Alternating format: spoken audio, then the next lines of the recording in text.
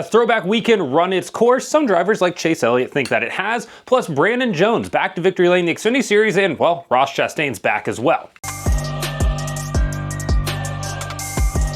Welcome back to Break Hard. I'm Matt. Last week in a video in the comments, somebody said, I can't even watch your videos because there's so much dust on your shelves. So today, guess what? We're going to do this whole video while I'm dusting off everything that's on the shelves. I live on a really old house. What are we up to? 115 years old now? There's dust in this house. And now there's 3 dogs in this house for a couple of months as well. There's going to be a lot of dust. There's going to be a lot of things that are just floating around. But hey, we're going to go ahead and clean off all of these vehicles real quick just to make sure that everybody knows that it is in fact clean around here. But let's get into what we want to talk about today. We're going to start off with the NASCAR Throwback weekend. And obviously Throwback weekend, has it lost a little bit of its luster? Maybe, to some people. But for everybody else, it's still a really fun weekend. It's a great weekend to throw back and, give fans that feeling of nostalgia, things that they grew up watching, things that they watch with their family, their dads, their moms, whatever. It's a nice feeling. And overall, I think that everybody pretty much likes it for the most part, except for guys like Chase Elliott.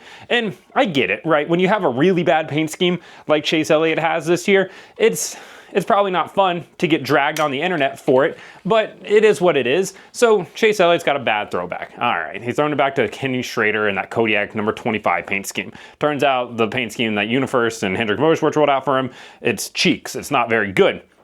Meanwhile, his teammates in William Byron and Kyle Larson, they end up getting really good paint schemes. That Terry Labonte paint scheme, that Jeff Gordon Final Ride paint scheme. I mean, even Alex Bowman, he threw it back to the most simplistic Jimmy Johnson paint scheme, but it's still good. It's that meme of the Dragons where you got the 2 smart, mean-looking ones, and then you got the one doofy one over here. That's what Chase Elliott probably feels like right now. So Chase, on Saturday in the media center, was asked about it, and he had this. I'm going to do this in my best Chase Elliott, very excited voice. I feel like it got old 4 to 5 years ago. Not to be a downer, if we keep going down the road, we're going to be throwing it back to me in 2018. I think we've rode the horse to death. Yeah, that's from Chase Elliott. And I get it, right? He doesn't have a very good throwback paint scheme. He's probably not going to like it. This is the same guy that probably enjoys a glass of water and white toast for breakfast.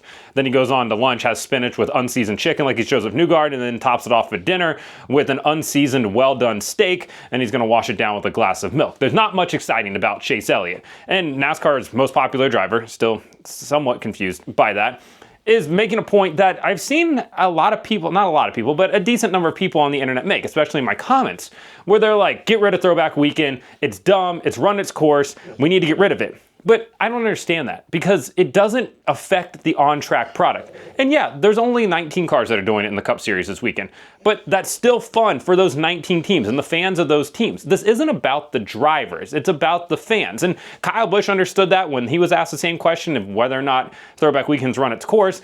And Brad Keselowski last night had a really good tweet on it where he's like, I didn't really have a thought on Throwback weekend. He's like, then I saw what the merch trailers look like and all the throwback gear that fans are wearing.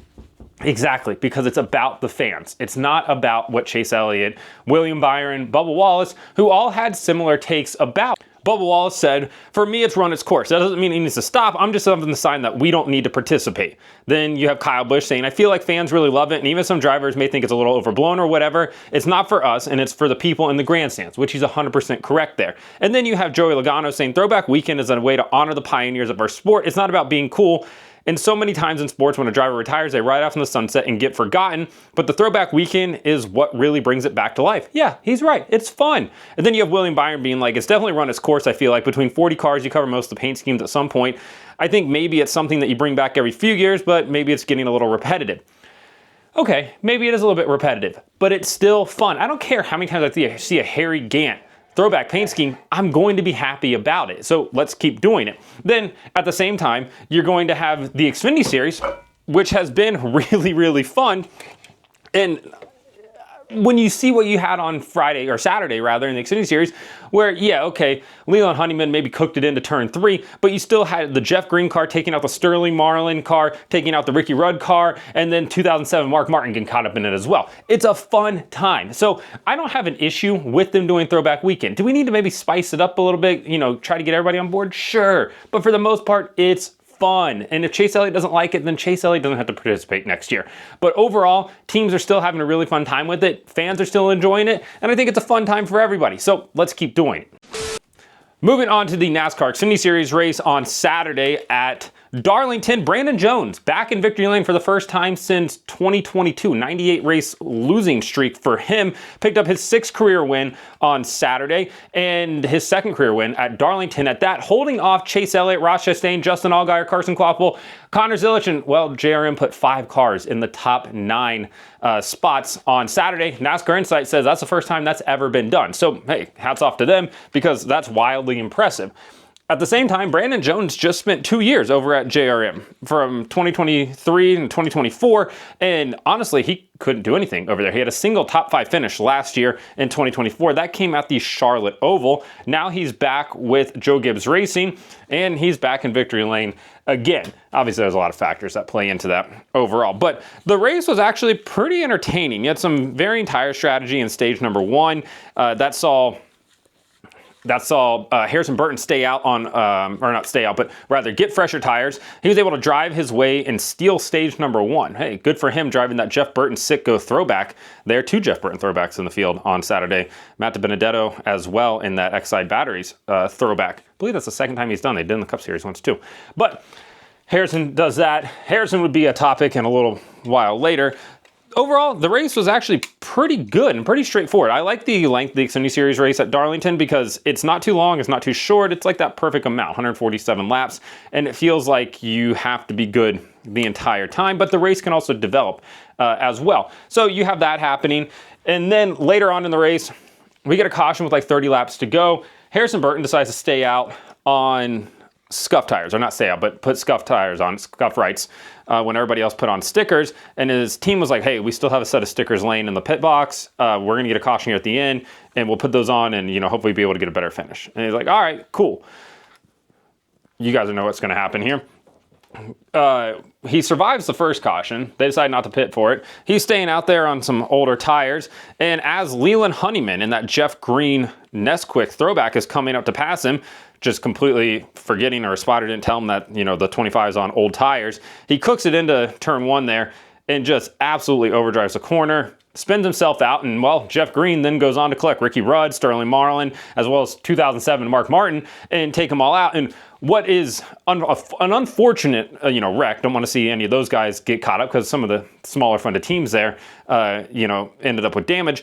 But at the same time, it's kind of cool to see these throwbacks get involved in, an incident where you're like, this could have happened in like 2003 at this point. Well, not the Mark Martin one because that was 2007. But regardless, it was still kind of cool to see everybody out there with their paint schemes.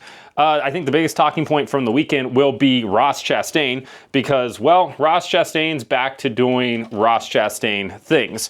He got into it with Chase Elliott. Chase Elliott kind of came up and gave him a bit of a door slam under the caution there. And then you have him putting Christopher Bell in the wall in turns 1 and 2 as well, giving him absolutely no space, driving him up. And, well, there was nowhere else for Bell to go other than into the wall, making contact with Ross Chastain there. He ends up getting damage on the left front of his car. Ross goes on to record a 3rd place finish, and well, Christopher Bell did not from there.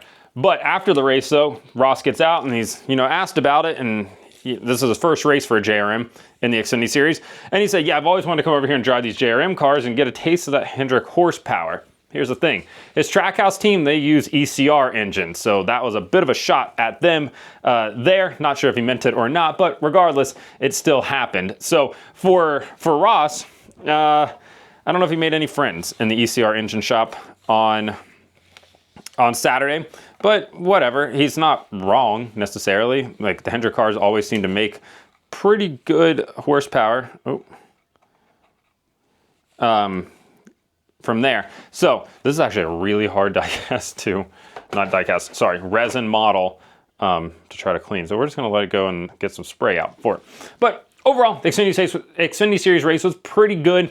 I thought it was enjoyable for the most part. You get a regular season, or Xfinity regular rather, winner, locks himself into the playoffs, needed a much needed win for him, driving that Matt Kenseth 2013 throwback, that car that had a ton of speed, that Dollar General car that Kenseth had back then. So it's kind of fitting that he went to victory lane with it because that car was super fast as well. Overall, really enjoyed the race. So let me know in the comments what you think about the driver comments about Throwback Weekend. Should it continue? Should it not? And the Xfinity Series race, which I liked, so hopefully other people did as well. And hey, today I'm going to go back to cleaning the rest of these shelves here to make sure that they are dust free for tomorrow's video, or tonight's video rather, for the Cup Series race. So like and subscribe to the channel. Follow me on TikTok at BrakeHard, Instagram and Twitter and Facebook at BrakeHardBlog.